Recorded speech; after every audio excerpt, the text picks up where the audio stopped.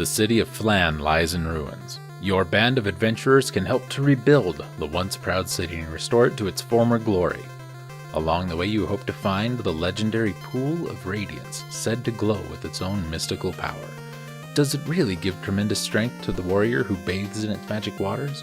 Or is that just an elfin myth? Before you meet the challenges ahead, you must create your characters and choose their races and battle skills. Then, set off on your glorious quest to drive out the monsters and let civilization reign once more. In Advanced Dungeons and Dragons, I bet you thought we were done with these. I sure did. Pool of Radiance from Marionette and FCI, released in 1992, and oh man, this was very not fun to play. This one is a first-person dungeon crawler, which I don't think we've done yet in the Advanced Dungeons and Dragons one. We've had a couple of side-scrollers. We had the overhead fly the dragon thing, which was kind of fun. We had the more open-worldy RPG one where we walked around and had random battles on the world map. That one was kind of fun. This was not very fun at all. This was the first adaptation, of the Advanced Dungeons & Dragons for home computers, becoming the first episode in a 4-part series. The other games in the Gold Box series used this same engine, pioneered in Pool of Radiance, as did later D&D titles, such as Neverwinter Nights. Pool of Radiance takes place in the Forgotten Realms fantasy setting, with the action centered in and around the port city of Flan. I had flan with dinner today. It was delicious. This was originally a PC game, obviously. We've talked about that. But was released on the Amiga, the Apple II, Commodore 64, DOS, the Macintosh, the PC 9800, and the NES. This is based on the same mechanics as the AD&D rule set, as in many role-playing games. Each character has a character race and class determined at the start of the game. 6 races are offered, including elves and halflings, as well as 4 classes, including fighter, cleric, wizard, and thief. Non-human characters have the option to become multi-classed, which means they can gain the capabilities of more than one class. Because we humans can hardly handle walking down the street, let alone doing other things. During character creation, the computer randomly generates statistics for each character, although the player can alter these attributes. We can also choose a character's alignment or moral philosophy. While the player controls each character's actions, alignment can affect how NPCs view their actions.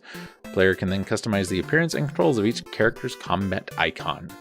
Alternatively, the player can load a pre-generated party for using the introductory play. These characters are combined with a party of 6 or less with 2 slots open for NPCs.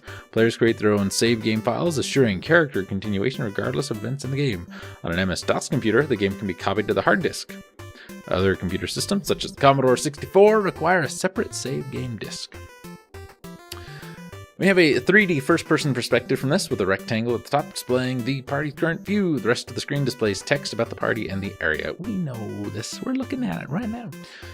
Our plot summary goes as follows. The ancient trade city of Flan has fallen to impoverished ruins. Now only a small portion of the city remains inhabited by humans who are surrounded by evil creatures. To rebuild the city and to clean up the barren river, the city council of New Flan has decided to recruit adventurers to drive the monsters from the neighboring ruins. Using bards and publications, they spread tales of the riches waiting to be recovered in Flan, which draws the player's party into these shores by ship. Which, oddly enough, we are told ships can't come in right after we get off of a boat. At the start of the game, the adventure ship lands in New Flan, and they receive a brief but informative tour of the civilized area. They learn that the city is plagued with a history of invasions and wars and has been overtaken by huge bands of humanoids and other creatures. Characters hear rumors that a single controlling element is in charge of these forces. The characters begin a block-by-block quest to rid the ruins of monsters and evil spirits. How about that? Computer Gaming World gave a preview of it in July of 1988, and the writer noted a sense of deja vu. He described the similarity of the game's screen to earlier computer RPGs. For example, the 3D maze view in the upper left was similar to Might and Magic or Bard's Tale, both released in the mid-80s. The window with a listing of characters, which featured in 1988's Wasteland, and the use of an active character to represent the party was part of Ultima 5. The reviewer also noted that the design approach for gameplay was closer to SSI's own Wizard's Crown than to other games in the genre. 3 reviewers for Computer Gaming World had conflicting reactions. Ken St. Andre, designer of the Tunnels and Trolls RPG, approved of the game despite his dislike of the D&D system, praising the art, the mixture of combat and puzzles, and surprises. He concluded, "Take it from a rival designer, Pool of Radiance is my recommendation for every computer fantasy role-playing gamer." Tracy Foreman Hicks, however, stated that the over-faithful use of the D&D system left it behind others like Ultima and Wizardry. She also disliked the game puzzles and lengthy combat sequences. Scorpia also disliked the amount of fighting in the game. She otherwise described as a well-designed slicer-dicer. Why are we calling her Scorpia now? Why did her name change? Concluding that patience, possibly of a job, is required to get through this one. Shay Adams from Compute stated that experienced role-playing gamers won't find anything new here, but recommended it to those who love Dungeons, Dragons, and drama. AD&D. In their March 1989 The World of Computers column in Dragon Magazine 143, Hartley, Patricia, and Kirk Lesser, often called the Lessers, gave Pool of Radiance a 3-page review. The reviewers praised Pool of Radiance as the first offering that truly follows AD&D game rules, calling it a great fantasy role-playing game that falls into the must-buy category for avid AD&D game players. The reviewers advised readers to rush out to your local dealer and buy Pool of Radiance. They considered it SSI's flagship project, speculating that it would undoubtedly bring thousands of computer enthusiasts into the adventure-filled worlds of TSR. I don't know about that. As it said, this is in a 4-part series. Others are released by SSI 1 year apart. Curse of the Azure Bonds, Secret of the Silver Blades, Pools of Darkness. In 1988, the game Hillsfar was also created by SSI, but was not a sequel to Pools of Radiance. Hillsfar is described instead by the reviewers of Dragon as a value-added adventure for those who like to take a side trip while awaiting the sequel.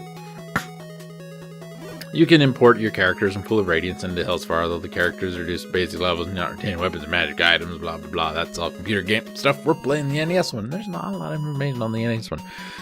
You know why? Because I didn't.